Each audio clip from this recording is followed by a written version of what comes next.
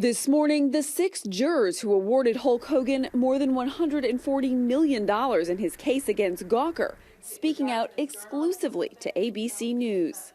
In effect, they broke the law, though. In did. Florida, Exactly. They broke the law. Standing by their decision to punish the site for invading Hogan's privacy by posting a tape of him having sex. There's absolutely no doubt that the decision we make was absolutely correct. You believe that he was emotionally distressed by it? If we were all in the same circumstances, how would we feel about it?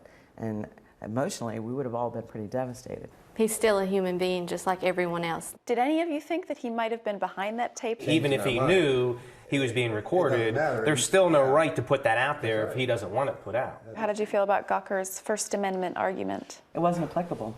Right. Gawker made it clear to everyone that they were all around about crossing the line. They also had strong words for Gawker's founder, Nick Denton. I saw you, Selena, looking right at Nick Denton as the verdict was being read. I was looking to see some remorse, and he still had blatant disregard for what he did. If you guys had 5 minutes with Nick Denton, what would you say to him? Don't demean yourself by going for the vulgar and the lewd and the trashy. Stick to newsworthy journalism. You understand what that is. Put yourself in their shoes if you have the ability to do that. I don't even know that they have the heart to be able to do that. It's just amazing everything that I listen to them. Like, they have no heart, no soul. It's all about the almighty dollar to them, and it's sick. At the heart of the case, the jurors say, is an individual's right to privacy, regardless of celebrity. How will you feel if this gets overturned on appeal? We drew a line, and we hope others draw a line. A little ethics. I hope that he fights it all the way for all of us. I think he'll win. For Good Morning America, Lindsay Janis, ABC News, St. Pete Beach, Florida.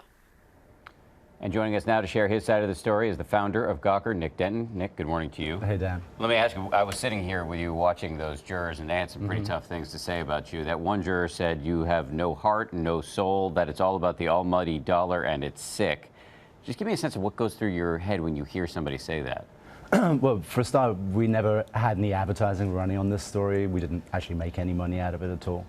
And you know what it's like as a journalist. You know, if you actually were feeling every single thing that a subject was feeling when a story came out, you know, frankly, there would be no news. No stories would actually ever get written. And we do put the story first, and I am unapologetic about that. Another of the jurors said, and I think I know your answer to this because I think you may have just answered it, but another of the jurors said she was looking for you to show some remorse. Do you feel any remorse about posting that sex tape now? No, you know, I don't. We didn't post the sex tape. We posted 9 seconds of sexual activity in an excerpt of a much, much longer tape. It was in the context of a story. The story has been found newsworthy by a federal judge, by the appeals court on repeated occasions. You know, I believe it was newsworthy. Those judges agreed that it was newsworthy, and so it is a story that we would do again. When we spoke to those jurors, one of the things they told us was that a key moment for them was hearing your now former editor say that he would post a sex tape of a child as long as that child was north of 4 years old. Now, you've later said that he was joking, but I have to imagine that's a damaging moment. Oh, it was absolutely a damaging moment. It was a flip remark, which he'd made at the end of the day. You know, he was being harried by Hogan's lawyers. The same question was being asked repeatedly, and you know, they got to him, and we paid a price. One of your main arguments has been that the jury was not allowed to hear from a key witness. Who would have said, you say, that Hogan knew he was being recorded during that sexual encounter. However, it's interesting, we asked the jury about this, and they said even if they had heard that at trial, it wouldn't have made a difference to them. Well, I mean, I don't know how they could know that. Bubba Clem, who's the man at the very heart of this, the radio shock jock, who shared his wife, encouraged his wife to sleep with Hulk Hogan, and then taped the encounters. His testimony was actually vital. It was vital to our case. I think it was vital to any understanding of what was going on.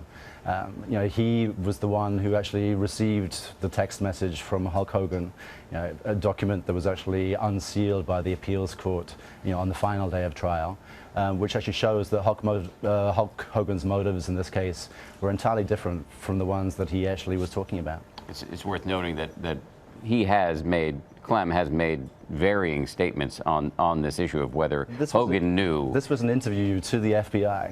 You know, when lies are punishable, it's a crime to lie to the FBI. He said that Hogan knew that there were cameras in the house.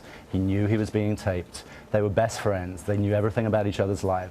So I just don't think it's credible for Hulk Hogan to pretend that he actually had no idea of what was going on. Hogan gave an interview after the trial. He said there was a moment in the trial where the two of you were having a stare down and that you, quote, scared the hell out of him. Are you aware of this, and do you have any response to it? I was aware that our eyes met for a considerable amount of time.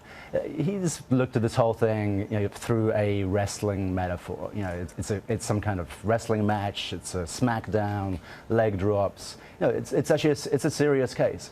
You know, it's a serious case which I think in many people's eyes, you know, just trying to draw the line between privacy and the free press.